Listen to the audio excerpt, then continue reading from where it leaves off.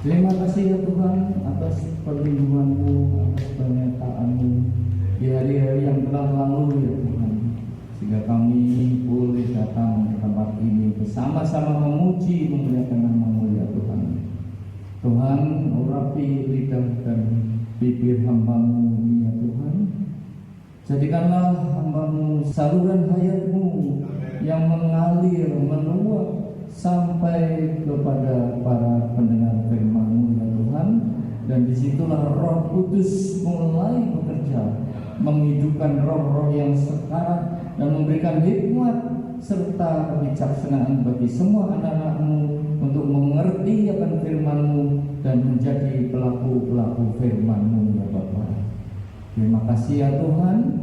Berbicaralah ya Tuhan, kami siap mendengarkan. Dalam nama Tuhan Yesus kami berdoa dan mengucap syukur. Haleluya. Semua akan sama-sama amin. Shalom Bapak Ibu. Pertama-tama saya ucapkan terima kasih kepada Pendeta Samuel yang telah memberikan saya kesempatan untuk berbagi firman di tempat ini. Saudara-saudara, firman pagi ini adalah pujilah Tuhan. Saudara, mari kita baca Ayub 1 pasal 21 bersama-sama. 2, 3. Dengan telanjang aku keluar dari kandungan ibuku, dengan telanjang juga aku akan kembali ke dalamnya. Tuhan yang memberi, Tuhan yang mengambil, terpujilah nama Tuhan. Saudara-saudara, ayat ini saya bagi dalam 3 bagian sesuai dengan warna yang ada. Yang pertama adalah dengan telanjang aku keluar dari kandungan ibuku. Yang kedua, Tuhan yang memberi, Tuhan yang mengambil, dan akhirnya terpujilah nama Tuhan. Saudara, sekarang ini banyak orang-orang Kristen yang salah mengerti dan kekristenan yang salah kaprah. Karena jika Tuhan itu baik, kenapa hidupku susah? Banyak masalah.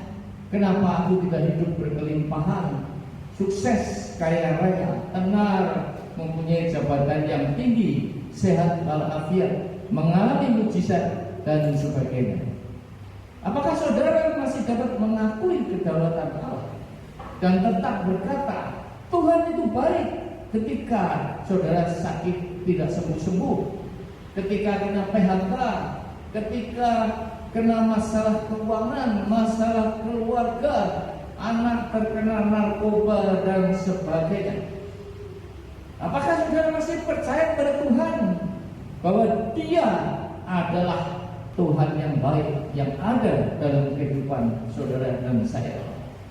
Saudara-saudaraku, apapun yang terjadi dalam hidup saudara, Tuhan tetap Tuhan yang berdaulat dan berkuasa atas hidup saudara dan saya.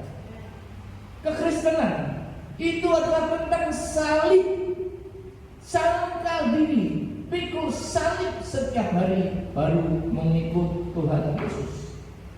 Kekristenan adalah hidup dalam kebenaran dan kekudusan, hidup damai sejahtera dan sukacita oleh Roh Kudus. Ketika sedang dalam masalah, kita mendapatkan kekuatan karena digandeng dengan tangan kanan Tuhan Yesus, disertai Tuhan dan diberikan solusi jalan keluar atas masalah-masalah kita.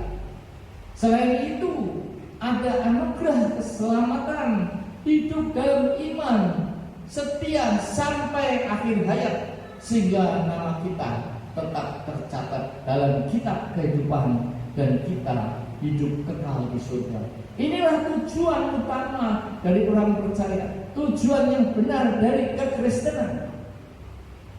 Kita bahas yang pertama, dengan telanjang aku keluar dari kandungan ibuku. Saudara-saudara, setiap bayi yang lahir tidak ada yang sudah pakai pakaian, selalu menangis, tangannya selalu mengepal. Apa artinya? Semuanya ini sudah. Si bayi tahu bahwa ketika masuk ke dalam dunia, dia akan menghadapi masalah-masalah kesengsaraan, penderitaan. Karena itulah dunia. Ya. Dia tidak dapat tertawa. Kalau dia tertawa berarti dia sudah gila ketika ada di dalam kandungan ibunya. Dan tangannya selalu mengepal. Kenapa? Karena dari bayi dia tidak mau membagikan apa yang dia miliki. Keegoisan dalam hidupnya sudah dimulai sejak dia bayi, saudara-saudara. Ada 3 keinginan dari Alexander Agung. Alexander Agung adalah raja Yunani yang pada usia 30 tahun sudah menguasai separuh belahan dunia. Dari Balkan, yaitu Eropa Tenggara seperti Turki, sampai India di bagian timur. Tetapi dia mempunyai 3 keinginan dalam hidupnya. Yang pertama, dia minta agar semua dokter-dokter terkenal mengusung peti matinya. Yang kedua, semua hartanya, uang, emas, permata agar disebarkan di sepanjang jalan menuju ke tempat pemakamannya. Dan yang ketiga, dia minta agar kedua tangannya dijulurkan keluar dari peti mati. Apa artinya semuanya ini? Artinya, pertama, ketika kita dipanggil Tuhan, maka tidak ada satupun dokter yang terkenal dan yang mahir, yang pandai dapat memperpanjang umur kita. Yang kedua, kita hidup di dunia ini, apapun yang kita miliki, uang, emas, harta, tidak akan kita bawa 1% pun dalam kerajaan surga. Dan yang ketiga, dia minta tangannya dijulurkan keluar peti mati, berarti tangan orang mati tidak ada yang memegang, selalu terbuka. Tidak ada yang dapat dia bawa ke dalam alam baka, saudara-saudara. Dan orang yang meninggal tidak akan kembali lagi ke dunia ini. Dia merasa lebih senang apakah dia masuk neraka atau surga. Ya, orang Jawa bilang, wong mati ora ubah, nek ubah medeni puncak. Itulah saudara-saudara. Yang kedua adalah Tuhan memberi, Tuhan yang mengambil.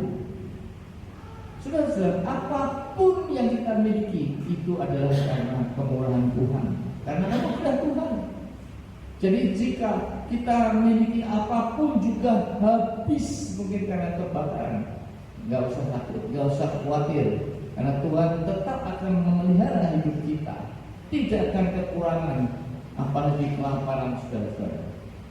Dan di sini Ayub dicobai iblis dengan seizin Allah, dan semua hartanya habis, anak-anaknya mati semuanya. Tetapi Ayub tetap setia kepada Tuhan. Walaupun istrinya menyuruh dia untuk meninggalkan Allah dan mengutukinya, bahkan teman-temannya menyalahkan dia. Nah, apa yang dikatakan Ayub dalam Ayub 42 ayat 5 dan 6? Mari kita baca sama-sama. 2, 3. Hanya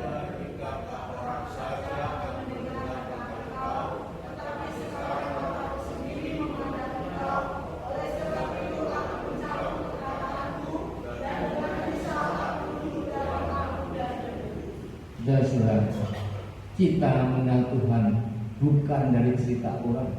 Oh, aku disembuhkan, aku diberi mujizat. Enggak, saudara. Kita harus mengalami pengalaman pribadi dengan Tuhan. Seperti kata Ayub, kata orang, aku mendengar tentang Engkau, tetapi sekarang mataku sendiri memandang Engkau. Dan dikatakan, oleh sebab itu aku mencabut perkataanku, dan dengan menyesal aku duduk dalam abu dan debu. Saudara-saudara, zaman dahulu orang yang menyesal atau bertobat selalu merobek pakaiannya, melumuri badannya dengan abu ataupun debu. Apakah arti bait Allah tirainya terbelah dua ketika Tuhan Yesus meninggal? Artinya tirai yang selama ini membatasi antara ruang Maha Kudus dan ruang kudus terbelah dua. Dengan kata lain, jika dulunya hanya imam-imam yang dipilih yang dapat masuk ke dalam ruang Maha Kudus, maka dengan terbelahnya tirai kita dapat langsung berhubungan dengan Tuhan tanpa melalui imam. Karena itu saudara, jika kita mempunyai masalah, janganlah minta pendeta atau tim doa berdoa untuk kita, tapi kita harus berdoa sendiri, harus mengenal Tuhan sendiri, harus berhubungan langsung dengan Tuhan tanpa melewati perantara dalam doa. Seperti yang saya lakukan dalam masalah saya meminta tim doa dari gereja pusat maupun dari gereja cabang untuk mendoakan saya.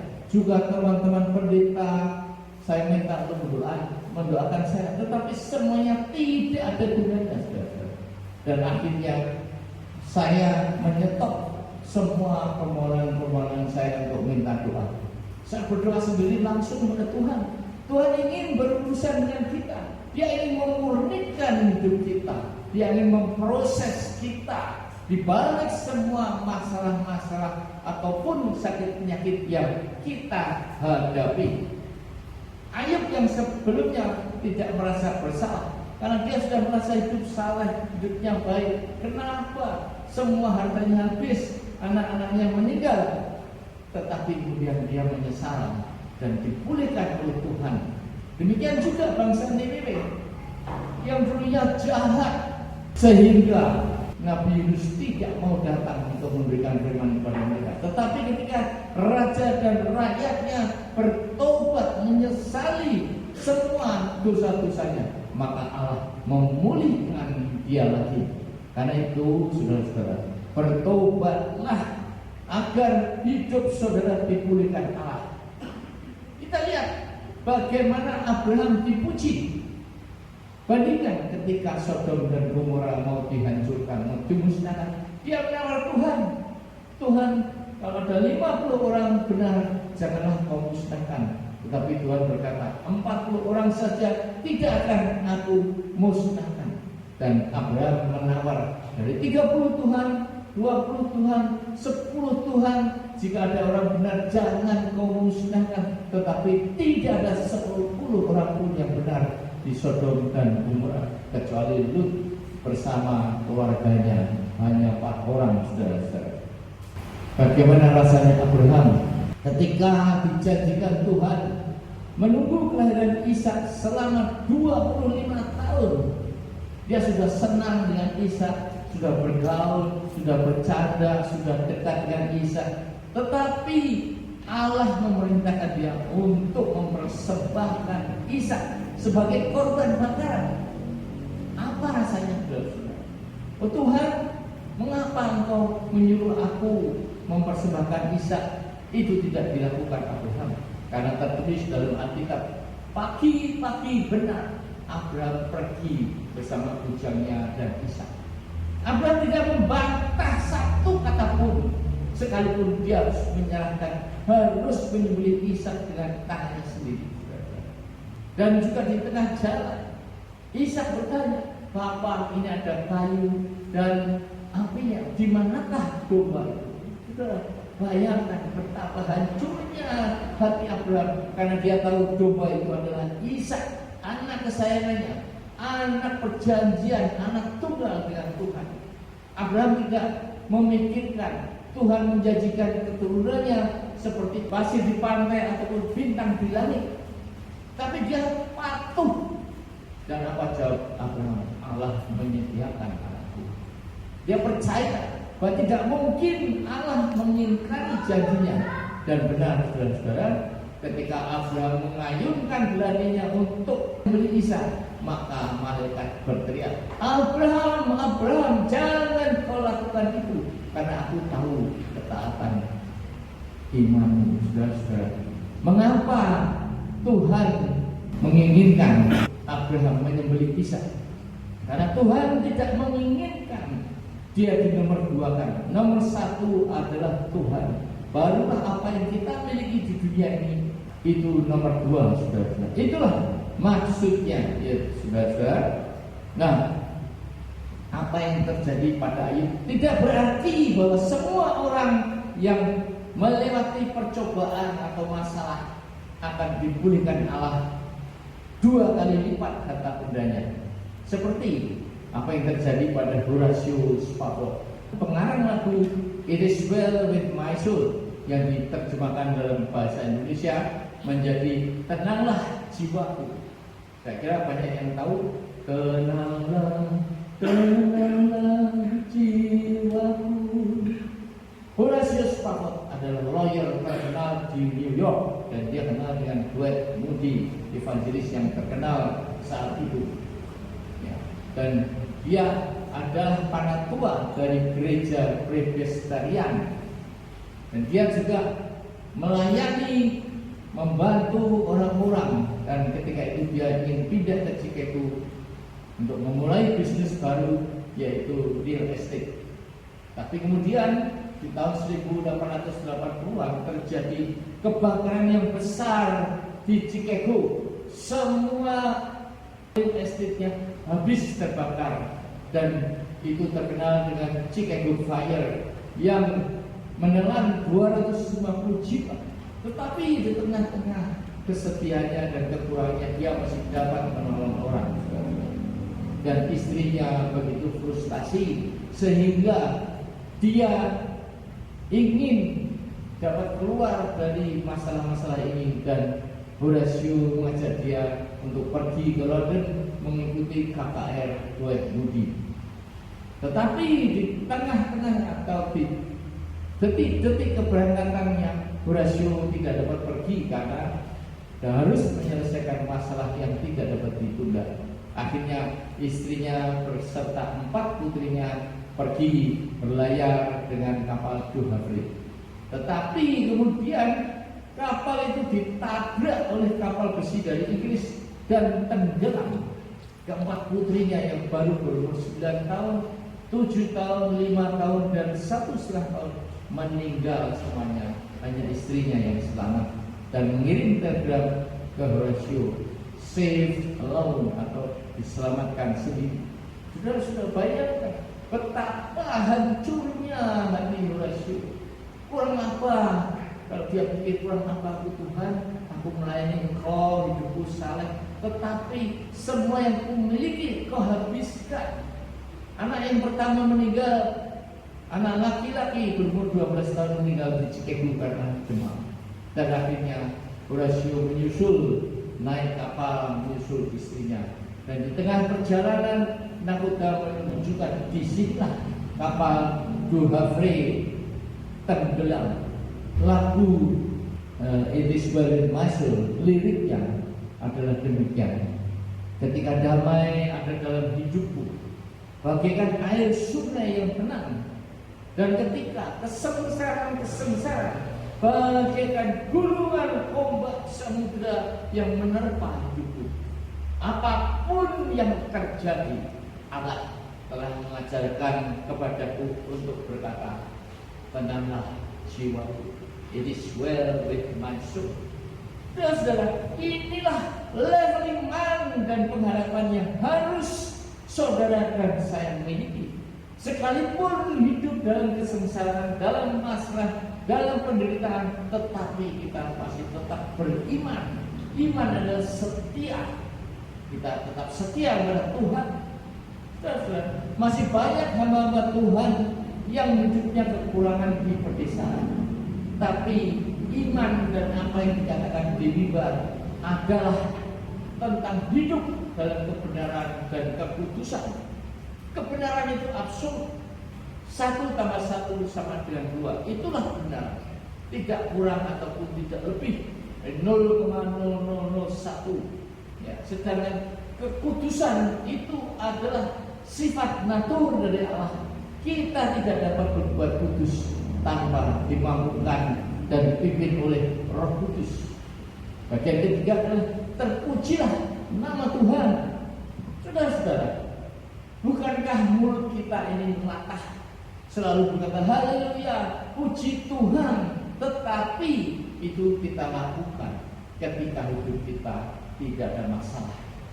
Apakah kita juga masih dapat berkata yang sama ketika rumah tangga kita sudah tidak harmonis, suami selingkuh, istri dominan dan menuntut suaminya untuk memenuhi keinginannya, istri yang bawel atau mempunyai mertua yang selalu ikut campur dalam urusan rumah tangganya. Ibu-ibu mengawini suami yang dicintai oleh ibunya, sehingga sampai akhir hayatnya ibu itu masih tetap bersama dengan anaknya. Nah, jika ibu-ibu kurang senang, maka gampang ibu berikan racun sedikit sehingga 1-2 tahun dia akan meninggal, atau kasihkan kopi dengan sianida maka langsung bin, saudara-saudara. Ya, atau sebaliknya juga mertua yang punya menantu yang pandai bersandiwara, ketika di hadapan suaminya dia berlaku baik, tapi ketika suaminya tidak di rumah, mertua diperlakukan semena-mena. Ya, dan apakah ketika anak-anak kita terkena narkoba atau dalam pergaulan bebas sehingga hamil, tidak tahu siapa ayahnya, tidak mempunyai biaya untuk sekolah anaknya, sakit yang sudah menahun, stroke atau kanker atau jantung dan sebagainya, masalah pekerjaan kena PHK, bisnis macet dan lain-lain, masalah yang sedang dihadapi, pusing saudara. Dan apakah yang saudara lakukan dalam kondisi seperti ini?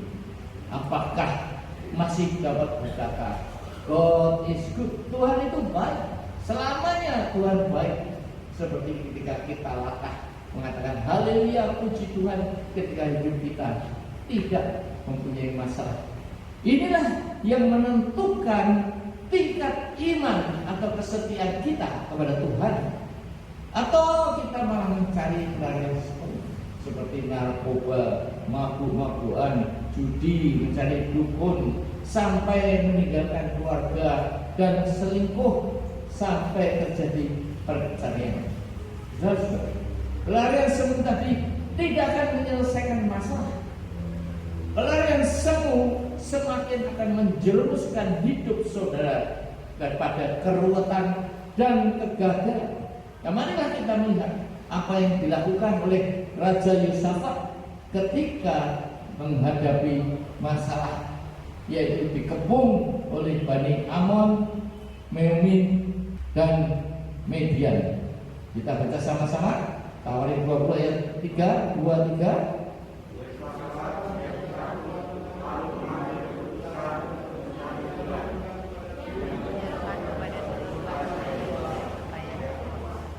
Saudara, takut adalah respons yang normal. Khawatir adalah respon yang normal ketika hidup kita dalam masalah. Tetapi Yosafat mengambil satu keputusan yang tepat, yaitu mencari Tuhan ketika menghadapi masalah. Dalam ayat selanjutnya, ayat 4-14, Yosafat mengakui kedaulatan Allah dan minta tolong kepada Tuhan. Sudah doa itu harus mengakui kedaulatan Allah dan hak prerogatif Tuhan. Tidak selamanya doa kita dikabulkan. Tuhan Yesus anak Allah saja doanya tidak dikabulkan ketika meminta jalan pahit itu agar berlalu dari hadapannya. Rasul Paulus, rasul yang begitu berjasa pada pengabaran Injil, juga tidak dikabulkan Tuhan ketika duri dalam kakinya minta dicabut 3 kali, saudara. Dan Tuhan berkata, dalam kelemahanlah aku menjadi kuat. Memang saudara, ketika kita merasa lemah, ketika kita merasa tidak berdaya, ketika kita berserah kepada Tuhan, itulah saatnya Tuhan menjadi kuat dalam hidup kita. Daud juga minta anak perselingkuhannya dengan Bathsheba sembuh. Dia sampai tidur bergulung-gulung, tetapi tidak dikabulkan karena anak itu adalah hasil perzinahan. Abraham juga tidak dikabulkan Tuhan ketika udah Tuhan nggak usah nyalain lagi Ismail ini saja yang menjadi anak perjanjian. No, Tuhan berkata tidak, anak perjanjian adalah Ishak yang lahir dari Sarah, bukan yang lahir dari budak.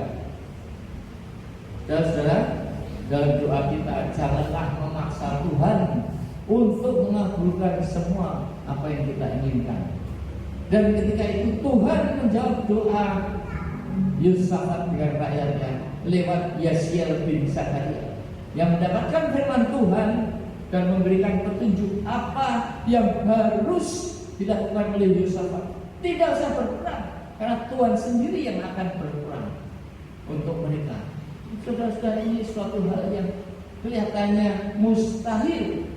Hanya dengan memuji Tuhan dan rakyatnya, maka Tuhan memberikan kemenangan. Bani Amon dan Moab saling bunuh-membunuh, satu hal yang tidak masuk akal, tetapi bagi Tuhan tidak ada yang mustahil. Katakan amin. Ingat Paulus dan Silas ketika di penjara, dia bernyanyi memuji Tuhan. Terjadi gempa bumi, pintu-pintu penjara terbuka, semua rantai-rantai belenggu tangan kakinya lepas, sehingga kepala penjara menjadi takut. Tapi akhirnya dia bertobat dan minta seluruh keluarganya beserta dia dibaptis. Saudara-saudara, inilah saudara-saudara resep bagaimana kita menyelesaikan masalah. Doa adalah peperangan, namun puji-pujian adalah kemenangan.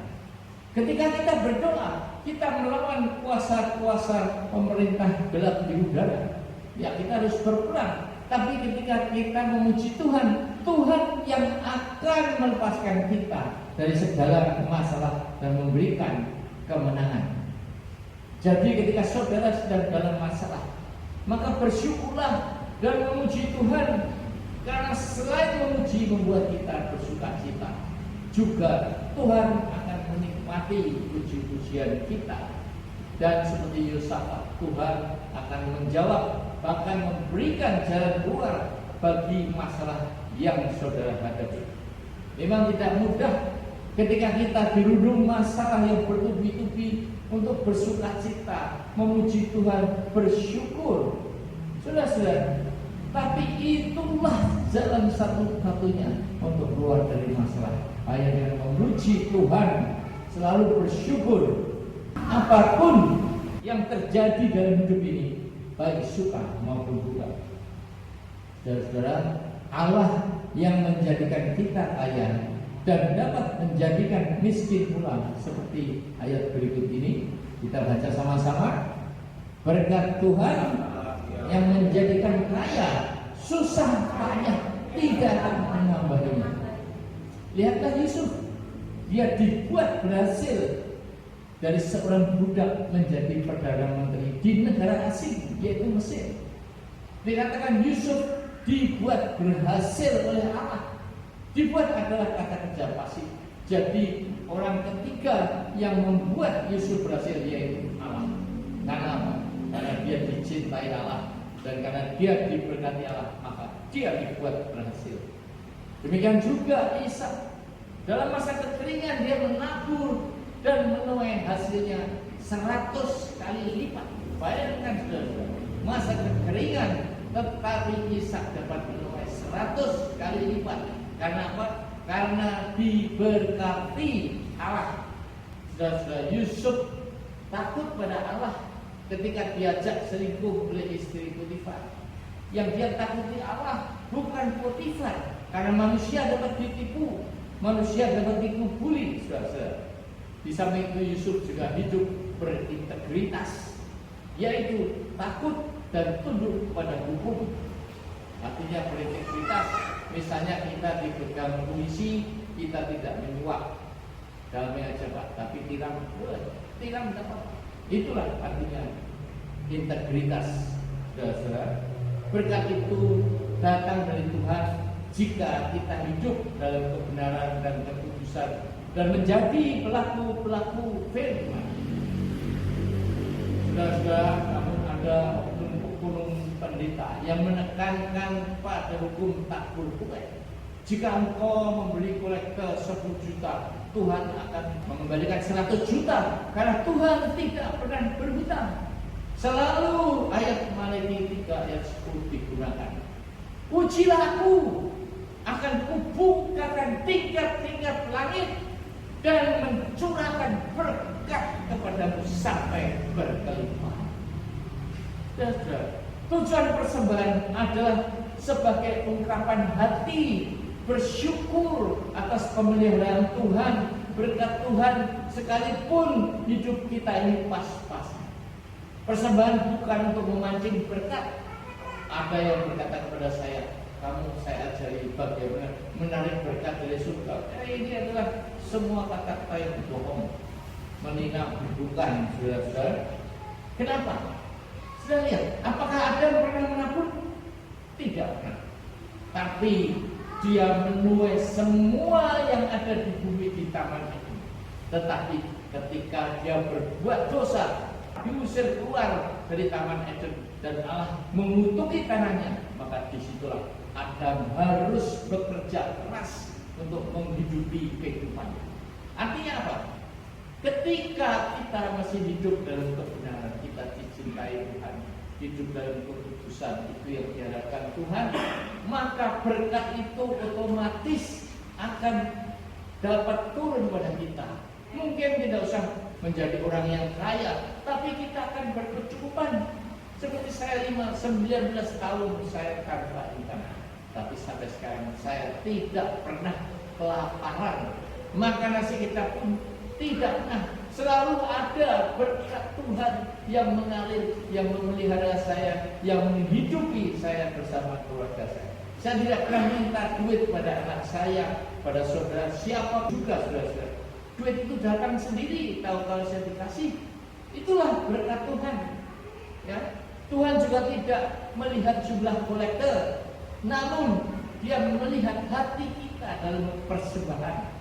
Tuhan itu kaya. Dia memiliki surga yang jalannya terbuat dari emas murni, dindingnya dari batu-batu permata yang mahal, yaspis, beropas dan sebagainya. Saudara-saudara, ingatlah, janda miskin yang mempersembahkan hanya 2 peser, dia lebih diterima Tuhan daripada orang yang mempersembahkan perpuluhan. Kenapa?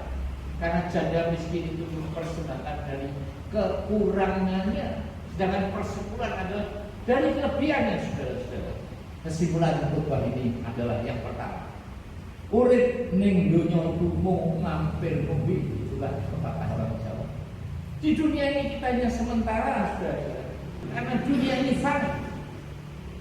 Dan seperti ulasan di depan, bayi yang dilahirkan selalu menangis. Kalau tidak menangis maka dibuat menangis oleh susternya. Tangannya selalu mengepal karena dia egois, tidak mau berbagi terhadap sesamanya. Tetapi orang yang mati tangannya terbuka dan dia tidak akan kembali ke dunia lagi, tidak membawa apa-apa. Dan yang kedua, apapun yang kita miliki adalah anugerah kemurahan Tuhan. Karena itu, jika mungkin rumah kita kebakaran semuanya ludes, janganlah sedih, karena harta itu hanya titipan saja. Saudara-saudara, makanya Tuhan akan senantiasa melindungi saudara, memelihara saudara jika saudara setia kepada Dia. Letakkanlah beban masalahmu di bawah kaki salib, maka hidupmu akan menjadi ringan. Dan yang keempat, sadarlah bahwa tujuan hidup ini bukan soal harta duniawi, tetapi finishing well, mencapai garis akhir dengan memelihara iman. Seperti Tuhan Yesus di kayu salib, Dia bilang tetelestai, sudahlah teman. Demikian juga Rasul Paulus mencapai garis akhir, finishing well. Ketika saudara dipanggil Tuhan, saudara akan dimuliakan. Kerajaan surga sudah disediakan bagi saudara dan saya. Itulah destiny atau alamat terakhir orang percaya, yaitu hidup kekal di surga yang tidak dimiliki orang yang tidak percaya pada Tuhan. Yang kelima adalah carilah Tuhan dan puji serta sembah Dia ketika saudara menghadapi masalah seperti Yosafat, Paulus dan Silas yang saya ceritakan tadi. Memuji dan menyembah Tuhan itu bukan hanya di bibir dan di mulut, tapi harus dengan hati. Ketika saudara menyembah Tuhan dengan hati, dengan segenap roh dalam kebenaran, maka saudara akan menangis tidak terasa, merasakan bagaimana Tuhan itu baik, saudara-saudara. Dan sebagai ayat penutup, ayat berikut ini adalah janji Tuhan kepada kita supaya kita tidak perlu khawatir lagi dalam hidup ini, yaitu Yesaya 46 ayat 4. Kita baca sama-sama. Sampai masa tuamu aku tetap dia, sampai masa pernikahanmu aku menanggung kamu. Aku telah melakukannya, mau menanggung kamu terus. Aku mau memikul kamu dan menyelamatkan kamu. Di antara para jemaat yang hadir, rambutnya sudah putih. Apakah saudara-saudara ibu merasakan penyertaan Tuhan? Amin. Ya, nggak usah takut saudara-saudara. Tuhan itu begitu baik. Ya, sampai putih masa rambutmu, maka aku akan menghidup engkau terus. Ketika saya mengantar anak saya dulu mengantarkan orang asing, saya masih kecil. Ketika saya capek, saya bilang kepada anak saya, "Ma, aku capek." Dan dia akan menggendong kita, saudara-saudara. Itulah Tuhan kita, akan menggendong kita sampai tua masa rambutmu putih. Dia sudah melakukannya dari dulu sampai sekarang. Aku mau memikul kamu dan menyelamatkan kamu. Akhirnya saudara-saudara, Mazmur 31 ayat 21. Terpujilah Tuhan sebab kasih setianya ditunjukkannya kepadaku dengan ajaib pada waktu kesesakan. Amin. Saudara-saudaraku, yes,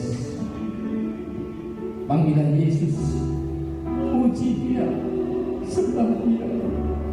Ketika saudara sedang menghadapi masalah yang pelik, masalah yang sulit untuk diselesaikan, yes, Tuhanlah satu-satunya harapan kita. Jangan melepaskan tanganmu ya Tuhan.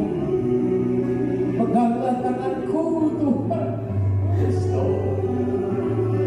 Oh Tuhan, aku akan selalu memuji-Mu. Ya Tuhan, karena Engkau berkata di atas puji-puji. Tuhan, janji-Mu bukan janji pepesan kosong. Engkau berjanji akan menggendong aku. Kau berjanji sampai putih masa rambutku. Kau tetap Allah yang setia. Kau Allah yang adil. Kau Allah yang memberikan kekuatan dalam hidupku ya Tuhan.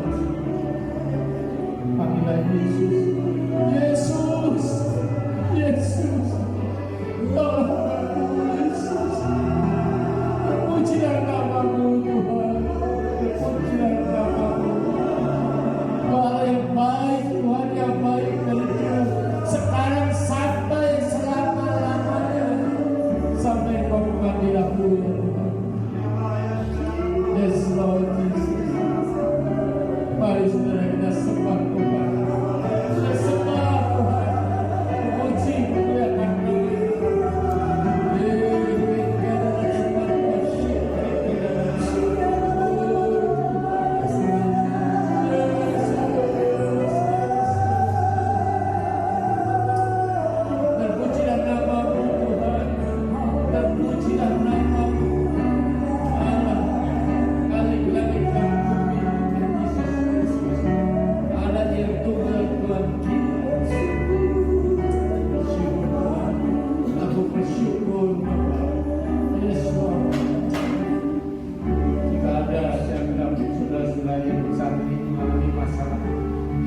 tutuplah, jangan melihat kiri kanan, angkatlah tangan saudara. Saya akan berdoa bagi saudara.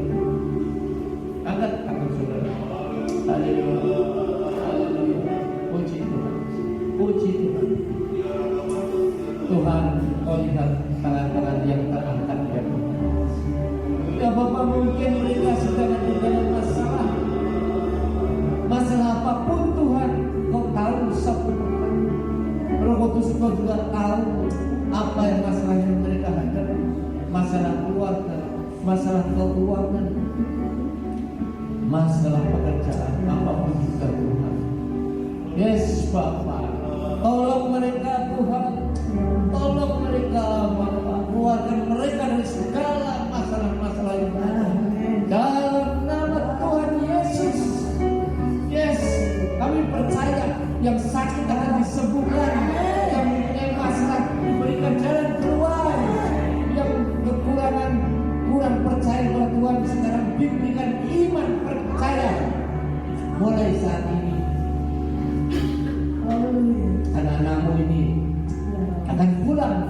dengan hati yang dipenuhi oleh sukacita, hidup dalam damai sejahtera.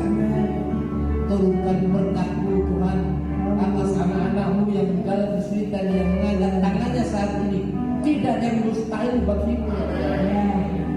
Apa saja dapat Kau lakukan Tuhan, yang tidak mungkin bagi manusia, semuanya mungkin bagi-Mu Tuhan. Terima kasih Tuhan. Terima kasih Tuhan.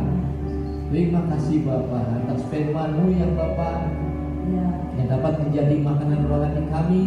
Dan sepulangnya kami dari gereja ini ya Tuhan, kami akan hidup dengan damai sejahtera, hidup dengan iman bahwa kita mempunyai satu harapan yaitu Tuhan Yesus.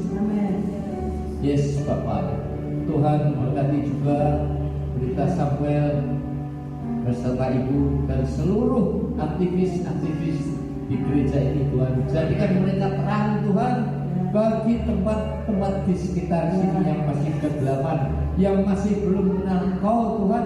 Bahkan mereka untuk memenangkan jiwa-jiwa Tuhan, sehingga malaikat di surga bersorak-sorak. Terima kasih Tuhan, Engkau adalah Allah Bapa yang baik. Sertai kami Tuhan untuk pulang ke tempat kami masing-masing, dan berkat-Mu senantiasa bersama dengan mereka. Terima kasih Tuhan. Dalam nama Tuhan Yesus kami berdoa dan mengucap syukur. Yang merasa diberkati, mari sama-sama